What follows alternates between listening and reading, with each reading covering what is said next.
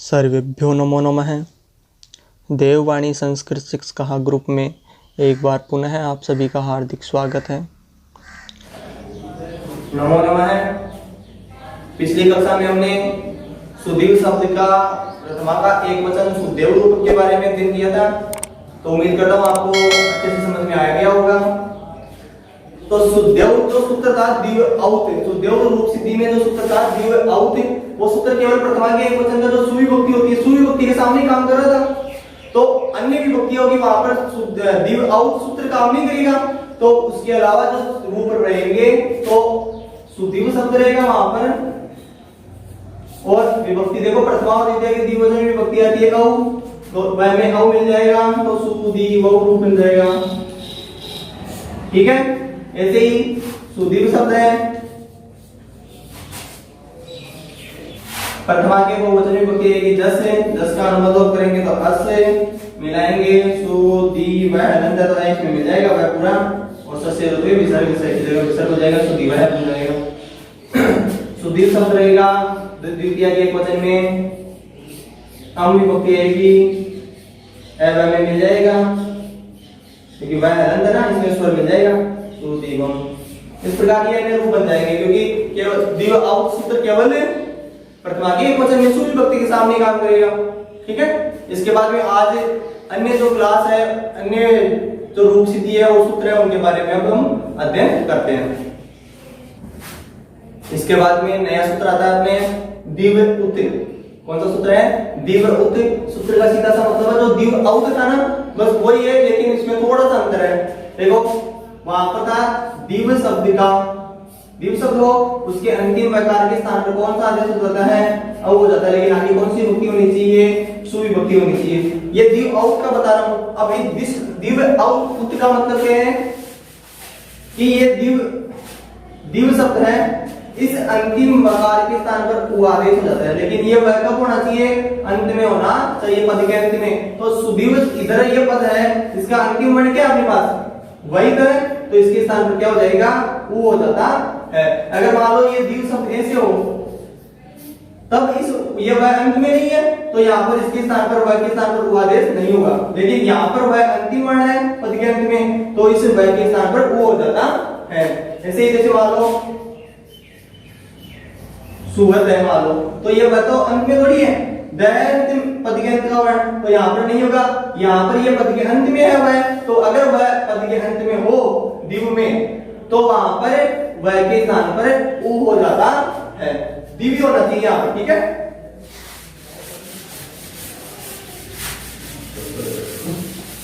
तो इस सूत्र का मतलब ये है कि जो दिव शब्द है उसके पद के अंतिम वर्ण वह के स्थान पर उ हो जाता है। ठीक है, तो इसका रूप बनता है सुद्युभ्याम। कौन सा बनेगा? सुद्युभ्याम। ये रूप बनेगा सुद्युभ्याम। ठीक है, सुदीव शब्द रहेगा, प्रातिपदिक संज्ञा करने के बाद में कृतद्धित समास का सूत्र से और स्पोक्ट स्पोर्ट वाले सूत्र से विभक्ति आएगी तृतीया, चतुर्थी, पंचमी, द्विवचने भ्याम विभक्तौ कृते। अब ये इधर का पद है, ये पूरा पद है, यहाँ पे पूर्व दिव धातु है, सॉरी दिव शब्द है, तो दिव ये पद का अंतिम वर्ण क्या है? दिव का वह, तो सूत्र आएगा दिव उत। यहाँ पे पद संख्या करना चाहो तो पद संख्या भी कर सकते हो, सुक्तिगंतम पदम।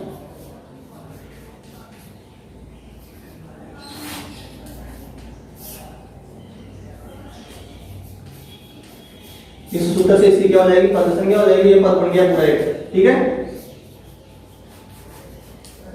पद संज्ञा होगी। अब सूत्र आएगा दिव उत, यानी ये पूरा एक पद है, तो सूत्र आएगा दिव उत। पद के अंतिम वर्ण क्या है अपने पास? दिव का वह, तो इस वह के स्थान पर क्या हो जाएगा? वह स्थाने उ कृते। ठीक है, वह के स्थान पर उ कर देगा, तो वह के स्थान पर भी उ कर देते हैं, तो रूप बन जाएगा सुदीव उ और आगे भ्याम।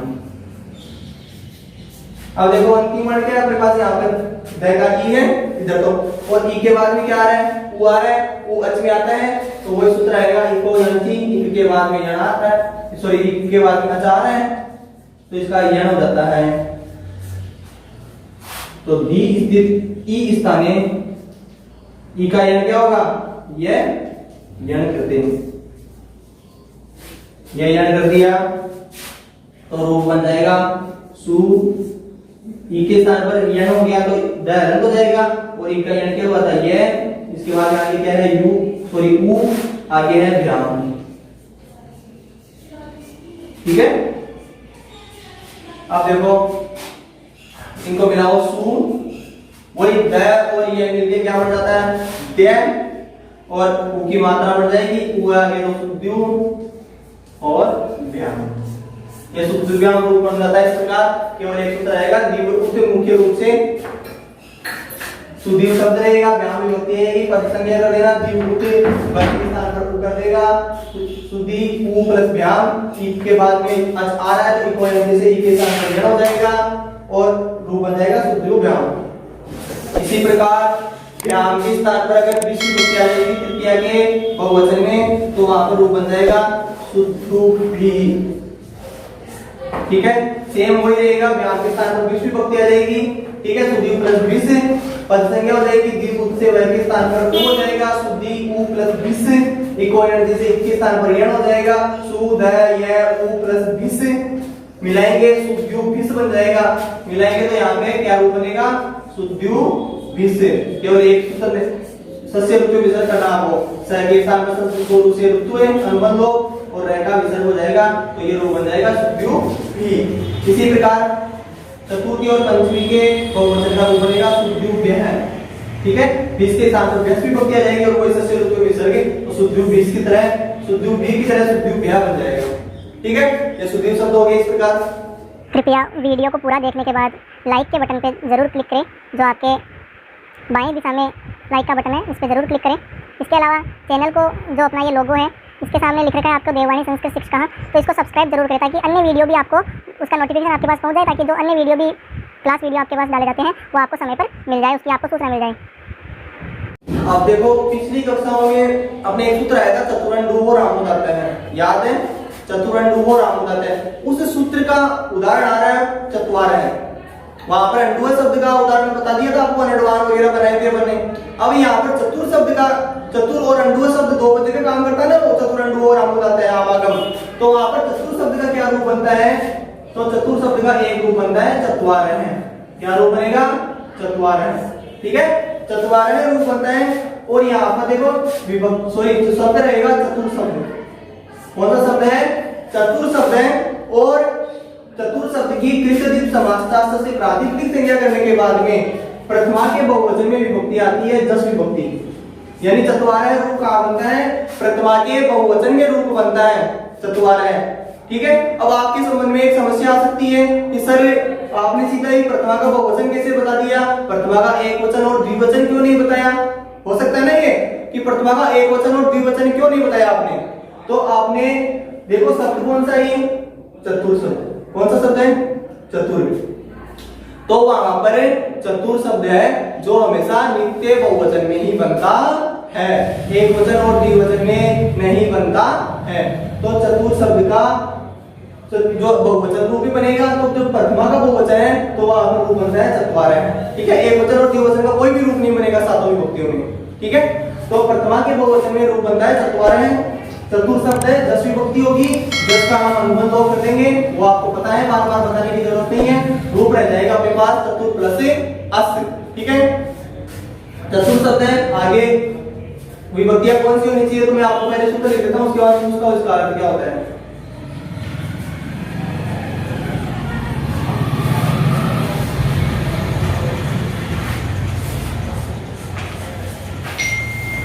अब आप इसका अर्थ याद करो कि क्या है, बताया था कि चतुर शब्द हो या अनडुआ शब्द हो, तो चतुर शब्द है।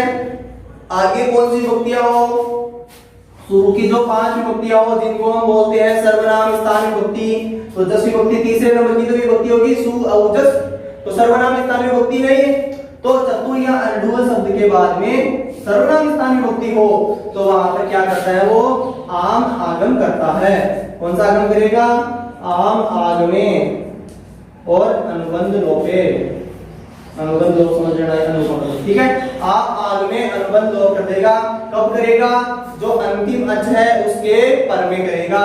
तो अंतिम अच यहाँ पे इस पद में क्या है? तू स्थित उ है ना चतुर का, तो रूप बनाएगा चाहे तू आम आगम का अनुबंध लोप कर दिया तो बचेगा अपने पास पा आ, आगे मैं हलंत है, सॉरी रह हलंत है, चतु आ रह प्लस अस, ठीक है। अब देखो यहाँ पर क्या है? उ है, उ के बाद में क्या आ रहा है? आ रहा है।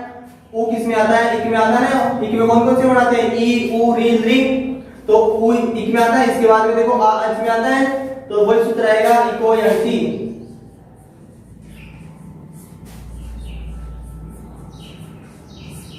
इको यंती क्या कर देगा? उ स्थाने वह, उ के स्थान पर यण क्या होगा?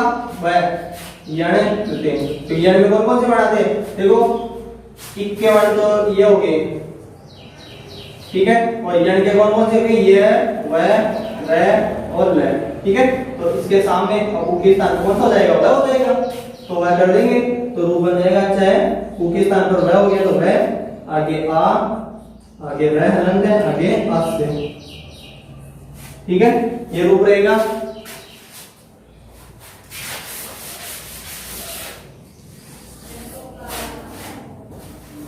इनको मिलाते वर्ण सम्मेलन करते हैं। देखो च हलंत है, हलंत वर्ण है, हलंत वर्ण लिख देते हैं। वह हलंत है लेकिन इसके आगे स्वर है तो ये इसकी मात्रा बन जाएगा। रह हलंत है लेकिन इसके आगे स्वर है तो ये रह पूर्ण हो जाएगा। आगे क्या है? स। चतुर्वार रूप बन जाएगा। चतुर्वार तो इधर है, अंतिम सकार है तो उससे रुत्व विसर्ग के पहले रुत्व होगा और उसके बाद में विसर्ग हो जाएगा और इधर का लिख देते हैं चतुर्वार। तो चतुर्वार है रूप बन जाएगा इस प्रकार की, ठीक है। चतुर शब्द से विभक्ति आएगी, जैसे अनुबंध करेंगे अस्तित्व चतुरंडु और आमोदात से आमागम, रूप ये बन जाएगा। इको यंत्र से 21 स्थान पर यण हो जाएगा, रूप ये बन जाएगा। वर्ण सम्मेलन करेंगे चतुर्वार सस्य रुत्वे विसर्ग, तो चतुर्वार है रूप बन जाएगा इस प्रकार, ठीक है।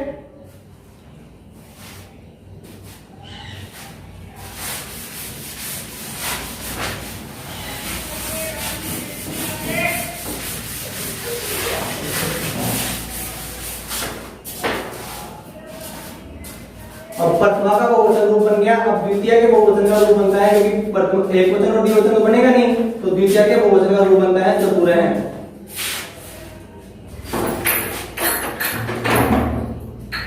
कौन सा रूप बनता है? चतुर है। वही चतुर शब्द रहेगा। द्वितीय के प्रातिपदिक संज्ञा करने के बाद में द्वितीय के बहुवचन में विभक्ति आती है सस विभक्ति। सस का वही अनुबंध और प्रत्यय बचता है अस, ठीक है। अब यहाँ पर चतुरंडु और आमोदात सूत्र लग सकता है क्या? लग सकता है क्या? चतुरंडु और आमोदात है, चतुर शब्द भी है लेकिन आगे सर्वनाम स्थान विभक्ति नहीं है, तो यहाँ पर चतुरंडु और आमोदात नहीं लगेगा। इस रह में मिला देंगे तो रूप बन जाएगा चतुरस, और वही अंतिम सकार है सस्य रुत्व विसर्ग हो जाएगा तो रूप बन जाएगा चतुर है। इस प्रकार ये चतुर रूप बन जाता है, ठीक है। चतुर शब्द का बता रहा हूं ये,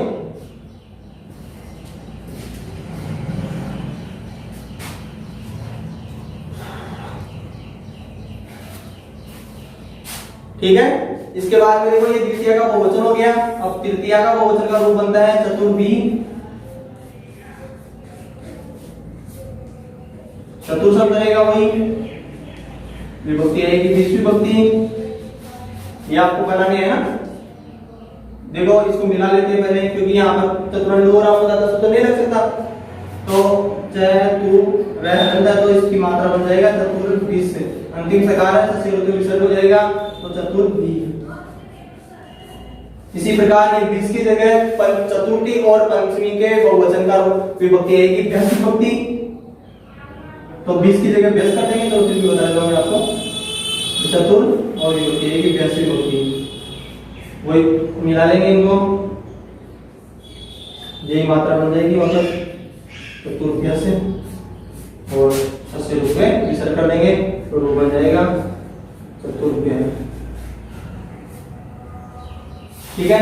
तो ये चतुर शब्द के ये रूप बनते हैं। इसके इसके अलावा अन्य रूप क्या बनते हैं वो आपको नेक्स्ट कक्षा में बताया जाएगा। फिर भी उम्मीद करता हूँ कि ये जो आपको समझाने की कोशिश की थी सिद्धियां वो समझ में आई होगी। फिर भी कोई समस्या हो तो कमेंट बॉक्स में अपने सुझाव अवश्य दें। उम्मीद करता हूँ आपको आज की कक्षा समझ में आई होगी। फिर भी कोई समस्या है तो कमेंट बॉक्स में अपने सुझाव जरूर दें ताकि आपकी समस्याओं का समाधान हो सके, और वीडियो को अपने विद्यार्थियों सहपाठियों के साथ अधिक से अधिक शेयर करें ताकि